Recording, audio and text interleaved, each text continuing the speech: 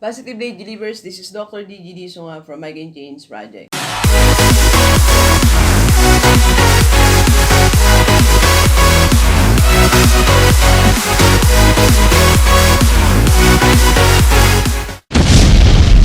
Magandang umaga sa lahat ng mga delivers natin. And this is the first time po tayo mapanood sa YouTube channel, thank you very much. Please subscribe, click mo na po yan, Doc Gigi Sunga. Okay, so bakit hindi mo dapat masyadong tagalan sa ibang bansa? Yan. Para sa mga OFW natin, mga kababayan, very special ang ating topic ngayon. Bakit hindi ka masyadong pakatagal dyan? Yan. What inspired me na i-vlog ko tong topic na to? Because yesterday I was talking to one of my friends. Ang parent niya kasi is mother actually. Matagal na sa sa ibang bansa, okay? As a DH, okay? Siguro mga ano pa lang siya, grade 2. Yan. So grade 2. Then ngayon umuwi na yung kanyang mother. So after how many years? Ilang years? 30, more than 30 years na hindi sila nagkita. So parang nagkikita sila once every, pag-uwi lang, ganun. So, parang nagkakaroon ng, parang something is missing. Right? Something is missing. Kaya, naisip ko, sabi ko, gawin ko ang topic yon. Gawin ko ang topic yung, bakit hindi mo masyadong pakatagal dyan sa ibang bansa. Okay? Pero bago yan, so, announcement tayo. Sa November 18, nasa Hong Kong po tayo. 2 to 5 p.m. Yan, sa Bayanihan Kennedy Town Center. Ang ating pong registration fee ay 290 Hong Kong dollars only. Yeah, so may mga nag-register na, maraming salamat.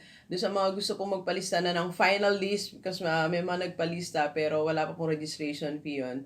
So you can message me sa aking FB para po kung mag-usap tayo, saan mas convenient sa inyo ipadala ng registration fee, sa Cebuana po ba or through my bank account. Yan. And those who are interested to buy my book, How to Embrace Transformation, I suggest samahan nyo na ng isang t-shirt para 500 lang po. One book plus one t-shirt. I can change shirt, yellow and red, and yan, meron tayong bag na, ang tawag dito? Sling bag. Okay, balik tayo sa ating topic.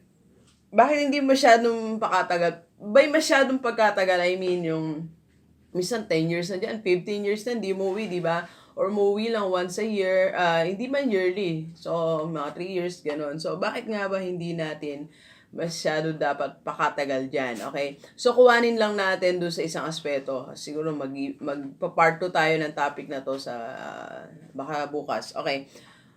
So, una, yung mga iniwanan mo dito dahil pag umalis ka, syempre merong sub, okay? Ganun naman ang buhay eh. Pag nawala ka, may pumapalit, di ba? May ano yan eh, parang may attraction kasi yan or based sa needs or basta hindi natin ma-explain. Basta pag umalis ka, may pumapalit sa pwesto mo. Okay? So, yung mga iniwanan mo dito, dahil nga may nag-sub, nagiging dependent sila dun sa tao na yon. Okay? So, nagiging dependent sila dahil nga wala ka, so dun lahat nakadepende yung buhay nila, lalo pag maliliit pa yung mga anak natin. So, ang nangyayari, dun na yung foundation na dapat nabibuild between you at yung mga, ikaw at ang yung mga anak. So, yung foundation na yon hindi na ikaw yung ka-join nila. Yung ka-join nila ng foundation na yon yung someone na nandoon, someone na pinag-iwanan mo, someone na nag-take over in your absence, siya nag-assume ng role. Okay? So, yung bonding, relationship na dapat ikaw at ang mga anak mo, napunta siya sa ibang tao. Dun sa sub. Alright? So, ngayon, dahil sobrang tagal mo dyan, nasasanay sila. Okay? Nasasanay sila na wala ka. Okay? So, nakita po natin ang logic niya. So, dahil may nag-sub sa kanila, okay? Then, ikaw wala ka. So, matagal masyado. Alright? So, eto sila ngayon, nakabuo na ng, sabi nga natin sa term na ginagamit natin ngayon, nakabuo na sila ng mundo, nung sub mo, tsaka sila. Okay? So, nasanay sila na wala ka. Nasanay sila na wala. At nag-i-enjoy na sila sa buhay na yon. Okay? Nag-enjoy na sila. It's either nag-enjoy na sila o yung may mga anak na minsan mga bitter. Alam mo yun, di ba, napapanood natin minsan sa movie na nagiging bitter yung mga anak nila na lumalaki nang wala yung parent nila. So, ang nangyayari, nagkakaroon sila ng sama ng loob, kinikim-kim nila. Kasi nga, let's face it, kasi kahit ganito kahit gaano kamahal nung pinag-iwanan mo yung mga anak mo, wala pa ring ihigit doon sa pagmamahal ng magulang eh. Iba pa din, di ba? Di ba nga, pag minsan, nung malilit tayo, pagka, halimbawa, iniwanan tayo sa ibang bahay ng mga magulang natin, di ba? Mabait na yung pinag-iwanan, pero hindi pa rin tayo masyadong komportable. Hindi tayo 100% na parang we feel like home, di ba? We feel like kampante ka, you can cry, you can laugh, kasi nandun yung parents mo. Pero pag wala, may mga pinipigil kang emotion, di ba? May mga pinipigil kang gusto na, okay na to kasi nahihiya ka, okay na. Kasi hindi mo masabi yung tunay mong gusto, di ba? So, something like that. So, dahil sa feeling na yon, so yung mga ibang bata, nagkakaroon sila ngayon ng konting galit, tampo, na lumalaki siya. Lumalaki yung ganong feeling. Okay? So, yun na situation na mainiwan mo dito. Okay? So, dalawang bagay. It's either naging komportable na sila sa pinag-iwanan mo, masaya sila, or komportable sa pinag-iwanan mo, pero may konting bitterness. And that's bitterness will become issue later. Alright? So, explain natin yung next point. Okay. So, yun ang situation. Dahil sobrang tagal mo, ikaw rin naman, sa sobrang tagal mo, nakakita ka na rin ng mundo dyan. Okay? Nakabuo ka na rin ng mundo mo. Okay? So, it's either you are enjoying your life there, or meron ka ring emptiness. Well, I'm sure may emptiness dyan, di ba? Merong, sabi nga, may mga, kahit sabi ko kanina, may mga napapalitan sa puso natin, pero somehow meron talagang swak dyan eh. May swak na dapat mag-fill in dyan sa heart natin. So, yun siguro yung sometimes na nakukulangan ka dyan. Okay? So, let's lagay natin, nag-enjoy ka dyan. Okay? So, next step, or next thing na mangyari, nakakita ka na ng sarili mong buhay dyan. Di ba? Nakakita ka na ng sarili mong buhay dyan. And then, ito na yung situation. Okay? So, nandito yung mga anak mo, merong nag-aalaga, nag-independent sila doon. Ikaw din naman, nakakita ka ng buhay mo dyan. Pero, there will come a point in your life that you will go home. You will come home. Whether you like it or not, darating ang punto, uwi ka rin dito sa Pilipinas. Okay? It's either by age, or by law. Di ba? May mga batas dyan sa pinuntahan mong lugar.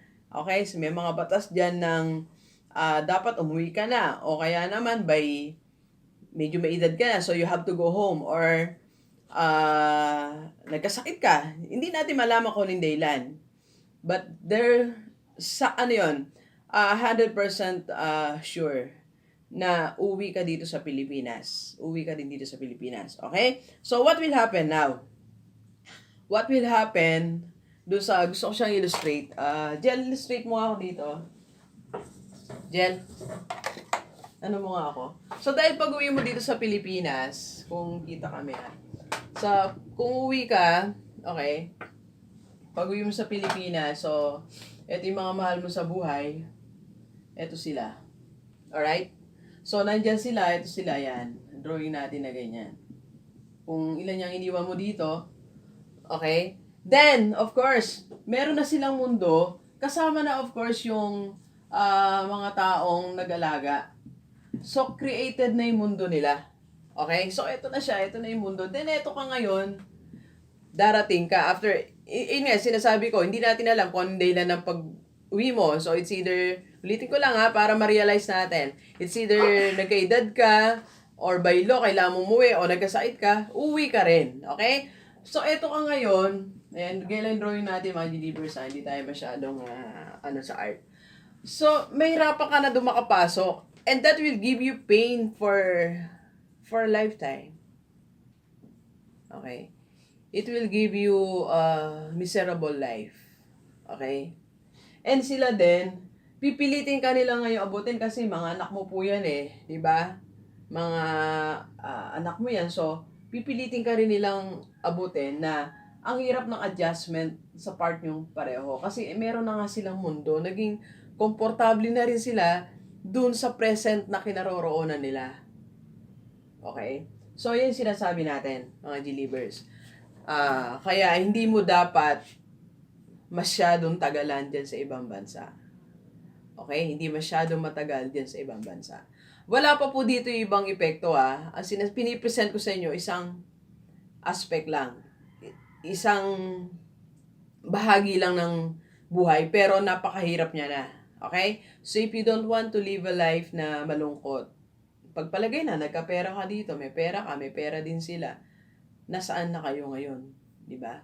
Hiwalay.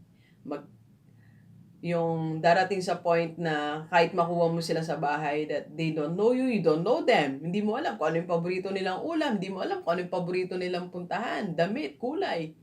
Ikaw din naman, di nila alam kung anong environment gusto mo. Gusto ba tahimik, maingay? So something like that. Maayos din yan, of course. Maayos yan. But it takes time. It takes time. Yung sinasabi natin na hirap i-fix yung mga ganyan pag family relationship. Mas mahirap pa ditong lutasin ang problema sa pera. Sabi ko nga, pag pera ang problema, hindi naman siya it's not a big deal kasi ang pera nandyan lang Pag nagtrabaho ka, may pera ka. Di ba? Pag rumakit ka, may pera ka. Pero yung relationship, tambakan mo man ang pera yan, di ba? Mahirap. Alright? So, G-Livers, bago tayo maging masyadong emotional, masyadong maaga for that. May lakad kasi tayo. Kaya maaga tayo nag-vlog. Alas 5, nag-vlog na tayo. Dahil acquaintance namin. So, mga G-Livers, pag-isipan natin. OFW, dyan sa ibang bansa. OFW nga kayo, nasa ibang bansa. Pag-isipan natin, huwag masyadong matagal sa ibang bansa. Alright, so please share this video sa mga kaibigan mo OFW, family nila dito sa Pilipinas para maintindihan nila din to at in the near future, mabigyan nilang space ang mahal nila sa buhay. Alright, so, and if you need to speak your first seminar for students, teachers, parents, and companies team building, just call me 0939-5254-311. Thank you very much, G-Livers. Enjoy the rest of the day, and let's go!